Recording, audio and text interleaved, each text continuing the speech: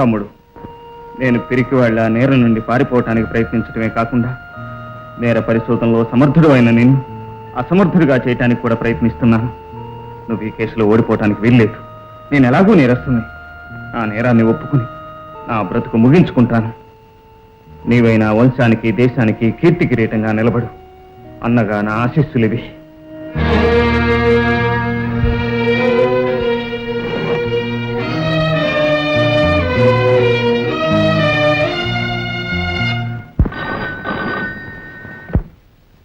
Hello sir, solar research institute director doctor Bhatnagar garu press conference కి attend అవుతున్నారట.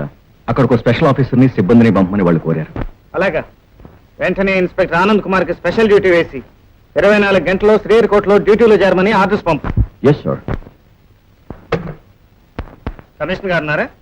Visakhapatnam వెళ్ళారు. ఎప్పుడు వస్తారు? రేపు. అయితే నేను ఆయన్ని కలుసుకోలేనన్నమాట.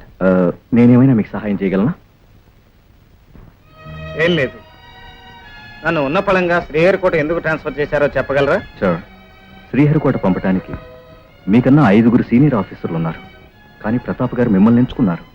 అది బాధ్యతతో చేయవలసిన పనట. నన్ను ఎంచుకోవాల్సిందే మరి. సార్, మీ ఫైల్. Thank you.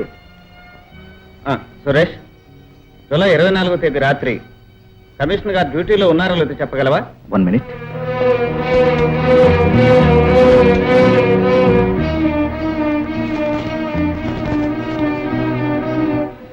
రాత్రి ఆయన హోమ్ సెక్రటరీతో అర్జెంట్ మీటింగ్ లో ఉన్నారు. I see. 1 minute. ఆ రాత్రి 12 గంటలకు ప్రతాప్ గారు మీటింగ్ నుంచి అర్జెంట్ గా లేచి బయటకు వెళ్ళారు. అకస్మాత్తుగానా? ఎందుకు? తెలీదు సార్. ఆ తర్వాత ఎక్కడికి వెళ్ళారు? తెలీదు సార్. అన్నయ్య, ఇన్నాళ్ళు నిన్ను చూసి గర్వపడ్డాను.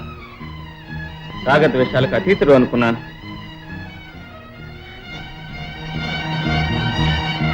Thank you Suresh. Welcome sir. ఎవరు?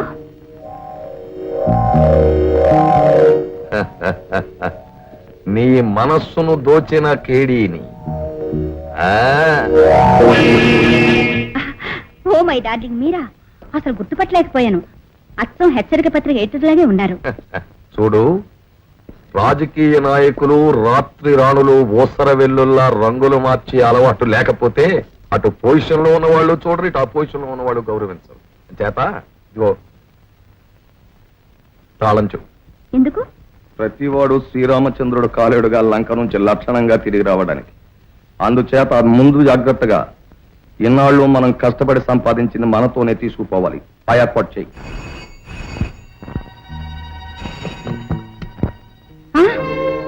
అలాగా? ఓకే. ఏమిటా కంగారు? ఆనంద్ కుమార్ రేపు ఉదయం 6 గంటలకి ఫ్లైట్ లో శ్రీహరికోటకి స్పెషల్ డ్యూటీ మీద పెడుతున్నట్ట. అయితే మన విషయాలు ముందుగానే ఎవరో పసిగట్టేస్తున్నారన్నమాట.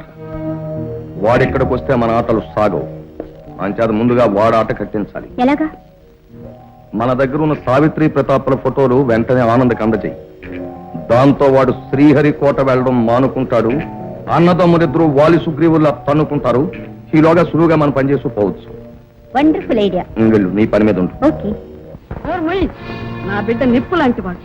24 గంటలు దేశాన్ని గురించి, ఉద్యోగ బాధ్యతల గురించి ఆలోచించే మనిషిని పట్టుకుని ఒక నాట్యగతికి కుమార్కి సంబంధం ఉందనడానికి నీకు నోరెలా వచ్చిందిరా? నేను అనలేదమ్మా. చట్టం ఆయన్ని సందేహిస్తోంది. ఆధారాలు అన్నయ్యని అనుమానించేలా చేస్తున్నాయి. అలాంటప్పుడు ఇన్స్పెక్టర్ గా నా డ్యూటీ నేను చేయటం తప్ప? కాకపోవచ్చు, కానీ అన్నీ తెలిసిన తమ్ముడుగా మీ అన్నయ్య అలా చేశాడంటే ఎలా నమ్ముతున్నావు? న్యాయానికి కావాల్సింది నమ్మకాలు కాదు జ్యోతి, సాక్ష్యాలు. ఈ శరీరం మీద ఉన్న కాకి బట్టలు నన్ను చట్టాన్ని రక్షించి న్యాయాన్ని కాపాడమని శాసిస్తున్నాయి. మనిషి విలువివ్వాల్సింది తల్లికా చట్టానికా? అవునరా, ఆ ప్రశ్నకు సమాధానం కావాలి. మామూలు మనుషులు తల్లికి విలువిస్తారు. మేము చట్టాన్ని గౌరవిస్తాం. మీరు మాత్రం మనుషులు కారా? ఈ తల్లి కని పెంచి పెద్ద చేసిన శరీరానికేరా ఈ కాకి బట్టలు తొడిగింది. ఆ శరీరమే లేకపోతే ఈ కాకి బట్టలకు విలువే లేదు. ఈ తల్లి పోసిన ఊపిరే లేకపోతే నీ ఉద్యోగానికి ఉనికే లేదు. నువ్వనే ఆ చట్టం రాసిన మనిషిని తయారు చేసింది కూడా తల్లేరా. నేరస్తులను కన్నది కూడా తల్లేనమ్మా.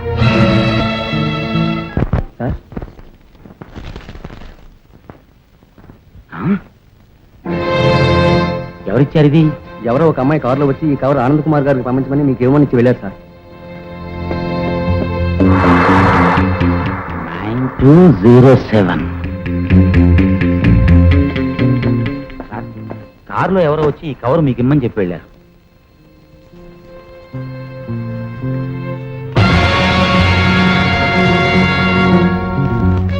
ఈ అమ్మాయి అసలు పేరు సావిత్రి. ప్రతాప్ సావిత్రిలో ఒకప్పుడు చిలకా గోరింకల్లా తిరిగిన ప్రేయసీ ప్రియులు. కానీ మధ్యలో గురునాథం దగా చేసి సావిత్రిని లేపుకుపోయి వీధిని అత్తగా తయారు చేశాడు. మీ కేసు దర్యాప్తులో పనికొస్తుందని పంపుతున్నాను. మీ శ్రేయోభిలాష్. ఈ సమయంలో ఈ ఉత్తరం ఈ ఫోటో పంపించారంటే వాళ్ళకేదో అవసరం ఉండాలి. ఈ కవర్ ఇచ్చిన వాళ్ళ కార్ నెంబర్ చూసావా? నెంబర్ సీయింగే కాదు సార్, నోటింగ్ కూడా చేశాను. వెంటనే ఆ కార్ను ఫాలో చేసి వివరాలు సేకరించు. Sir. You can go. Sir, ఏం బాబు ఏమిటది? నీ పెద్ద కొడుకు పరస్త్రీ ముఖం ఎరగని పరమసాధువు, ధర్మరాజు, దేశభక్తుడు అని ఇంకా ఏవేవో అన్నావే. మాయాదేవికి తనకి ఏ సంబంధం ఉండదన్నావే. ఈ ఫోటో చూడమ్మా. ఇప్పుడేమంటావు? ఈ ఫోటోలో ఉన్నది నువ్వేనని నేను తల్లిగా సాక్ష్యం ఇస్తే నువ్వేమవుతావు? అమ్మా, ఈ చట్టాలు సాక్ష్యాలు ఇలాగే ఉంటాయి. ఇదెవరో కాని వాళ్ళు కల్పించిన కట్టు కథని, కావాలని తీసిన ఫోటో అని ఎందుకు అనుకోకూడదు? నా మాట విని ఈ ప్రయత్నాన్ని విరమించుకో నాయనా. క్షమించమ్మా.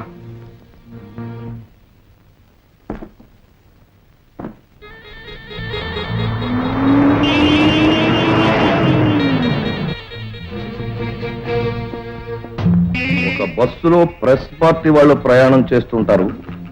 మార్గ మధ్యంలో మనం వెళ్ళి ఆ బస్సును అటాక్ చేస్తాం. మనం ప్రెస్ రిపోర్టర్ లాగా అందులో కూర్చుని ఐడెంటిటీ కార్డ్స్ తో మనం ప్రయాణం చేసి అక్కడికి వెళ్తాం. డాక్టర్ భట్నాగర్ ని ఎలాగ పట్టుకుని బంధించాలి అన్న విషయం నేను తర్వాత చెప్తాను. వాడెవడో మన రహస్యాలు విని పారిపోతున్నాడు. వెంటనే వెళ్ళి వాడిని పట్టుకుని డెలివరీ చేసేయండి. Quick quick.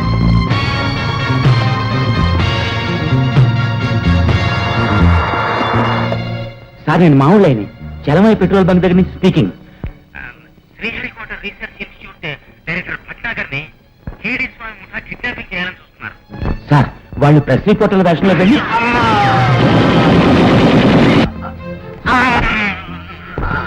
Hello hello. Kidding sir, I am dying sir. Good you bastard. Sir, sorry to disturb you sir. కల్తీ మందులు తయారు చేస్తున్న వ్యక్తి పేరు తెలిసింది. కేడి స్వామి. Yes sir. అంతేగా sir, inspector Anand Kumar raid చేసిన గోడౌన్, తమర్ రైట్ చేసిన గోడౌన్ రెండు కేడి స్వామి అని తెలిసింది. Yes sir. Can you take down my order? Yes sir. Number 1, Sriharikota institute director Bhatnagar ని కేడి స్వామి ముఠా కిడ్నాప్ చేయడానికి ప్రయత్నాలు జరుగుతున్నాయి. నువ్వు వెంటనే ఫోన్ చేసి ఎస్సీఆర్ఎస్ సెక్యూరిటీకి ఇన్ఫర్మేషన్ ఇవ్వు. నెంబర్ 2, ఇన్స్టిట్యూట్ లోకి ఎవరిని రానివ్వకూడదని ఆర్డర్స్ వై. నెంబర్ 3, భట్నాకర్ కి గట్టి బందోబస్తు ఏర్పాటు చేయాలి. ఎవరిని ఆయన కలుసుకోకూడదు. నెంబర్ 4, అన్ని పోలీస్ స్టేషన్లకి ఈ విషయం గురించి మెసేజెస్ ఇవ్వు. నెంబర్ 5, చలమయ్య పెట్రోల్ బంక్ దగ్గర మామూలైన కేడి స్వామి ముఠా కాల్చి చంపారు. వెంటనే అంబులెన్స్ పంపించి ఆ బాడీ తెప్పించు. All things should be at lightning speed. Okay sir.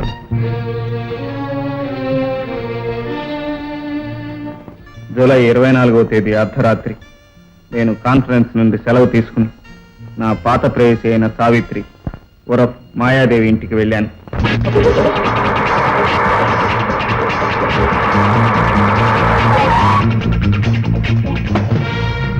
Hands up. ఎవరు నువ్వు? ఏమిటి ఇదంతా? నోరు మూసు కూర్చో.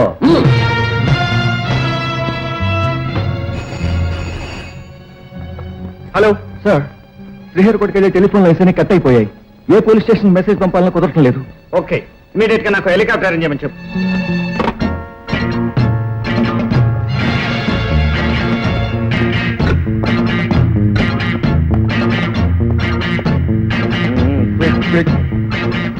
సిక్స్ త్వరగా.